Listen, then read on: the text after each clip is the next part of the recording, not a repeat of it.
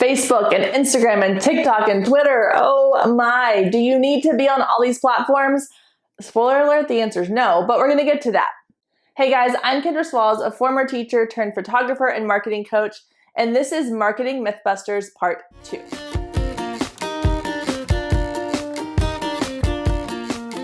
Today we're talking all about social media and which social media platform is right for you. Because as I said before, you don't need to be spending all your time on all the platforms. I get a lot of coaching clients that come to me and they are trying to do it all. They're on Facebook and they have a Facebook group and a Facebook page, and then they're on Instagram and maybe they have 2 Instagram accounts because they do 2 totally different things in their business.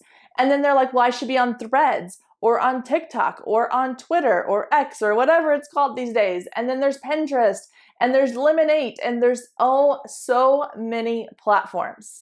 And the thing is, guys, you don't need to be on all the platforms in order for your business to grow. So how do you find the one that's best suited for you and your business? Well, that's what we're going to get into today. Ultimately, it all comes down to who is your target audience? Who are you really trying to attract in your business? When you know your audience, that can help you figure out what platform they are spending the most time on.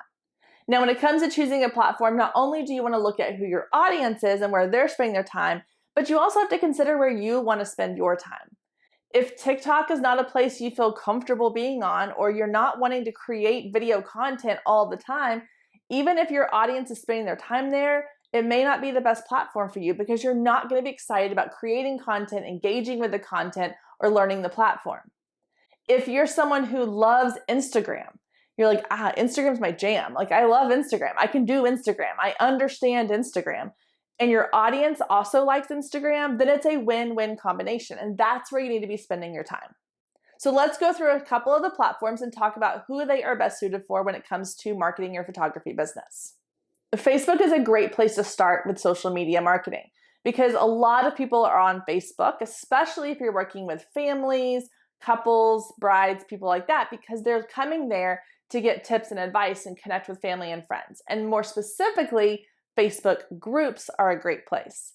If you're a family photographer, Facebook groups are an incredible place to connect with moms primarily. That's who's booking your sessions because they're going to hang out in Facebook groups. Parenting groups, mom groups, starting your own group is a great way to connect with your audience. If you're a senior photographer, Facebook might not be the place for you. Unless you're trying to appeal to the mom of the senior client, if you're trying to appeal specifically to the senior themselves, they're probably not spending their time on Facebook.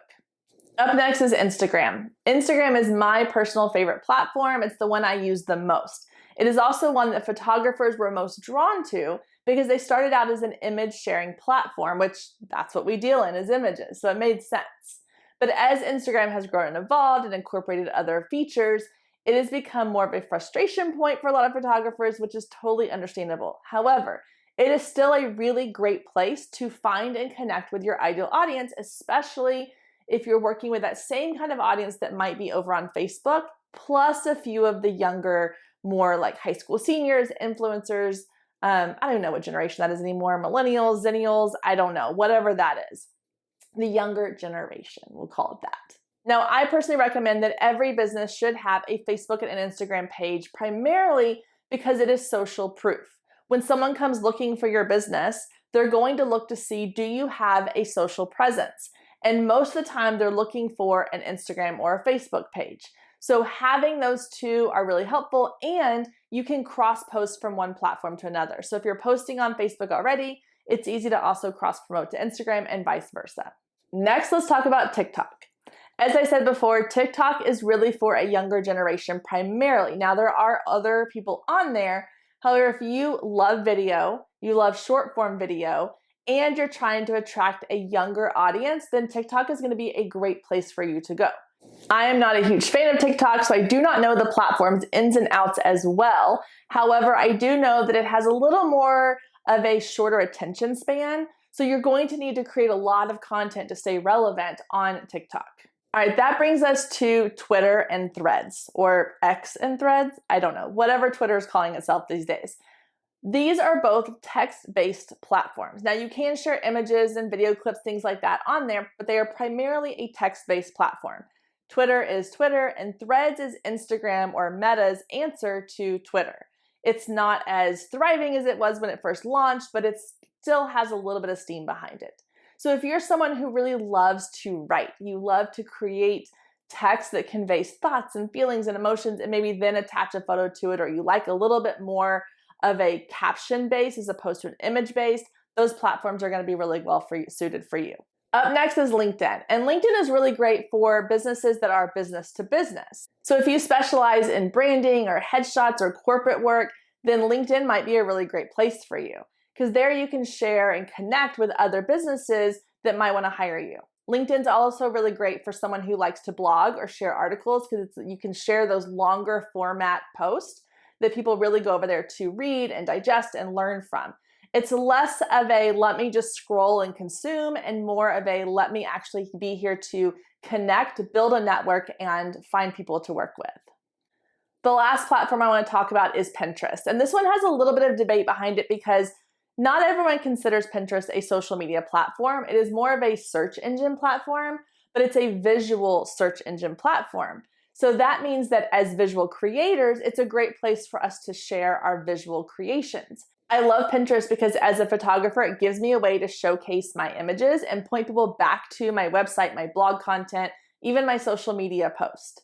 However, it is a little bit harder to control and navigate who sees that content because your content could show up in just a random search of anywhere in the world. So if you are very locally based, you have to really learn how to use your keywords and your hashtags and location tags to narrow in on only being discovered in that area. I also feel like that the users of Pinterest are not necessarily going there to find a photographer so much as to find photography inspiration.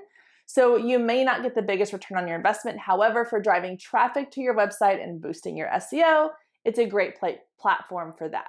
So now that we've sort of touched on each platform and who those are best suited for, my recommendation to you is to really look at who your ideal audience is, where they're spending their time, where you like to spend your time, and focus your time and energy on that platform. For me, my platform of choice is Instagram. I know my audience is on Instagram. It's the platform I feel the most comfortable with, and I really have taken the time to learn the ins and outs of that platform. So while I might use Facebook as well, I'm really not as invested in Facebook as I am in Instagram. It's a more of a periphery? I don't know. It's an extra bonus platform that I might use. But I'm not trying to spread myself across 4 or 5 different platforms. I'm really honing in on the one that I feel is going to be best suited for where my photography clients are at. Having a focus of just one platform or possibly 2 also allows me to really understand the platform, to figure out what pieces and parts and features do they have that can best suit my business or help me find or connect with my audience even more. When you're trying to understand a million different platforms, you're really never going to be able to deep dive into all the features they have to offer and get the most out of each platform. By choosing one to focus on, you can make sure you're really using it to the best of its ability. So that's going to do it for part 2 of the Marketing Mythbusters series, all about how to choose which platform is right for you. So I would love to know, what is your platform of choice? Let me know in the comments where you're spending your time and investing your energy and building your community of potential clients. And don't forget to click subscribe and make sure you get notified every time a new video goes live. And then head over to Instagram and follow me at Girl Means Business.